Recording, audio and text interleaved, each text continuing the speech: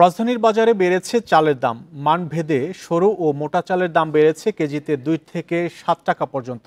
চড়া মুরগির দামও। তবে স্বস্তি মিলছে সবজির বাজারে।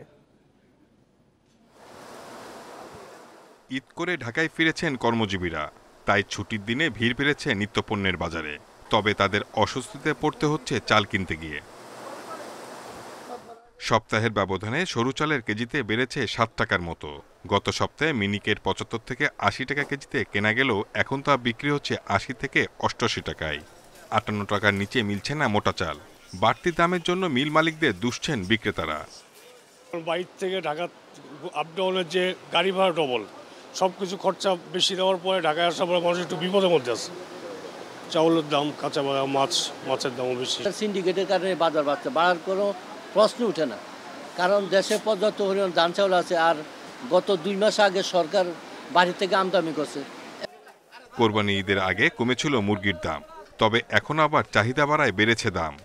সোনালী মুরগি বিক্রি হচ্ছে 280 থেকে 300 টাকায়, ব্রয়লারের কেজি 160 টাকা। তো নজরদারি সব দিকেই করা উচিত, কিন্তু কত দিকে করবো? আমি নজরদারি করে গেলাম এর দিক দিয়া, পরে আবার ওদিক দিয়ে বাড়াই দিল, তাহলে এর পিছনে থাকতে হবে। সরবরাহ ভালো থাকায় বাজারে সবজির দাম নাগালের মধ্যেই আছে। বেগুন, করলা, পটল সহ বেশিরভাগ সবজি কেনা যাচ্ছে গড়ে 50 টাকা কেজিতে। তবে কেজিতে 5 টাকা বেড়ে আলু বিক্রি হচ্ছে 25 টাকা কেজি দরে। Shahid Ahmed, independent news, Dhaka.